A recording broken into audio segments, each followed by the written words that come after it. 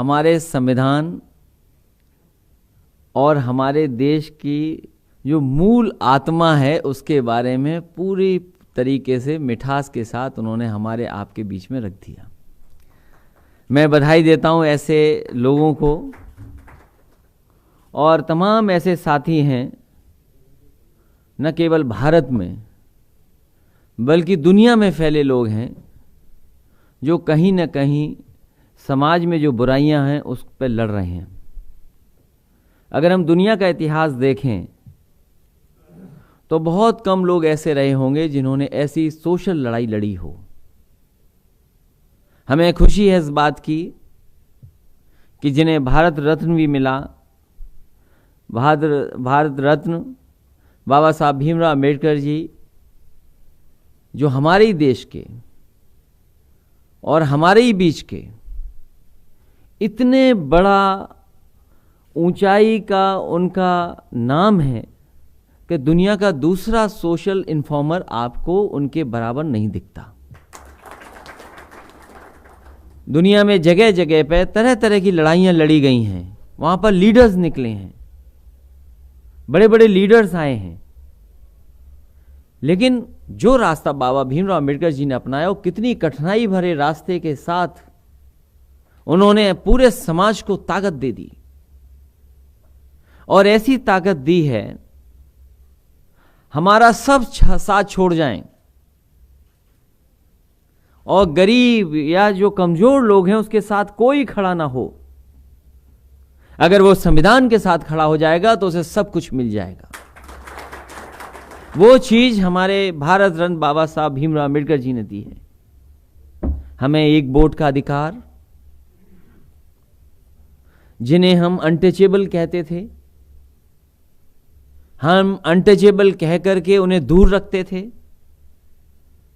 उनके जीवन की इतनी दुख भरी कहानियां हैं, दुनिया में शायद ऐसा कहीं बर्ताव नहीं हुआ होगा ऐसे लोगों के साथ जो भारत में हुआ।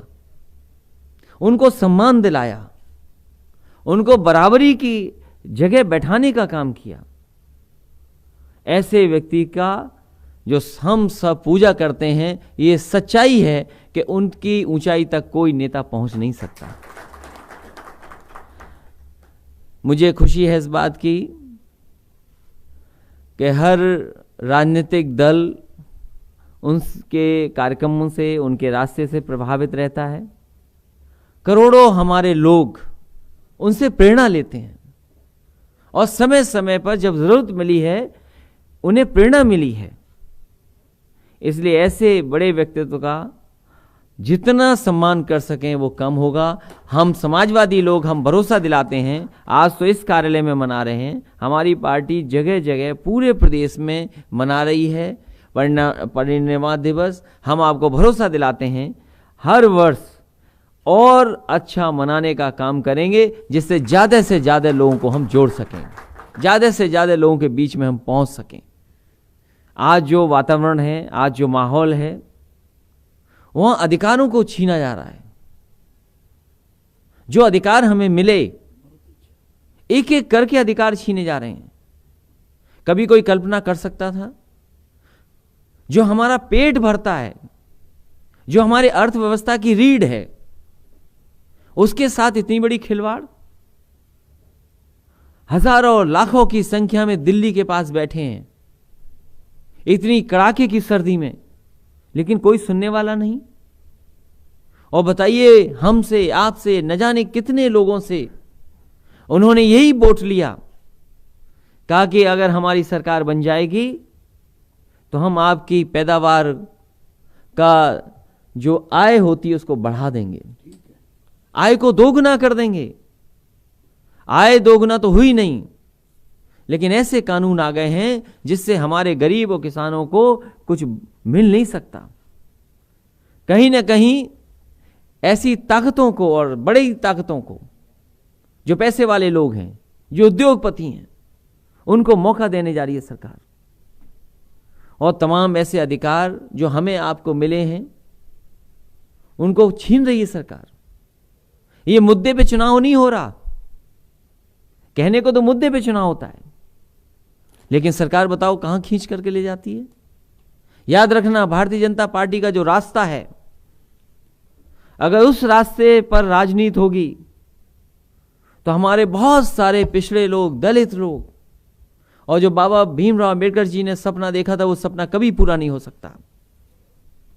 पढ़ाई में अधिकार छीने जा रहे हैं, नौकरियों में अधिकार छीने जा रहे हैं, नौकरियों में और आगे बढ़ सकें उसके भी अधिकार छीने जा रहे हैं। इसलिए आज जरूरी होता है कि हम सब लोग मिलकर के जो बाबा भीमराव अंबेडकर जी ने रास्ता दिखाया था उस रास्ते पे चलें, और पॉलिटिकल जो हमें ताकत दी, उन्होंने जो पॉलिटिकल अधिकार दिया, ये अगर किसी की देन है तो हमारे भारत रत्न बाबा भीमराव अम्बेडकर जी का है कि जिन्होंने हमें पॉलिटिकल आजादी भी दे दी। कोई कुछ भी कहे, डेमोक्रेसी, सेकुलरिज्म और सोशलिज्म तीनों साथ साथ चलेंगे तो हमारा समाज आगे बढ़ेगा। एक भी चीज कमजोर होगी तो हमारा देश नहीं चल सकता। अगर डेमोक्रेसी खत्म हो जाएगी तो सेकुलरिज्म, सोशलिज्म को कोई नहीं पूछेगा। अगर सेकुलरिज्म खत्म हो जाएगा तो डेमोक्रेसी और कोई पूछेगा नहीं। इसलिए तीनों को बराबर लेकर के चलने का काम हम लोगों को करना पड़ेगा। जो संविधान बना है, जो संविधान ने हमें अधिकार दिए हैं, उन अधिकारों को लेकर के आगे हमें बढ़ना पड़ेगा। हमें उम्मीद है कि इसी तरीके से परिनिर्माण दिवस हम लोग और अच्छा मनाएंगे। आज तो कार्यालय में बैठ करके मना रहे हैं क्योंकि कोविड का समय है, ज़्यादा लोग बुला भी नहीं सकते हैं। ये बीमारी ऐसी है कि जो दिखाई नहीं दे रही है, और भारत में तो इसका पता नहीं लग रहा।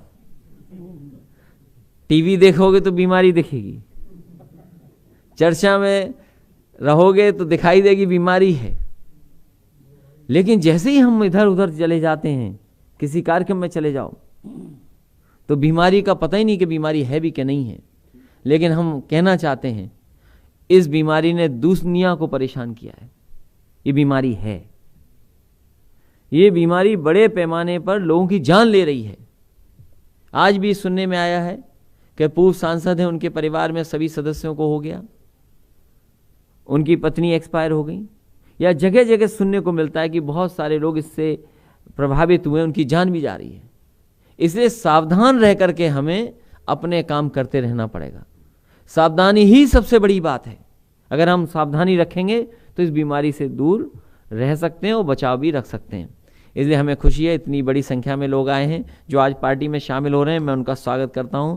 संजय सागर जी, बहुत बहुत बधाई देता हूं आपके आने से समाजवादी पार्टी में और पूरे के पूरे आसपास पूर्वांचल में समाजवादी पार्टी को लाभ मिलेगा।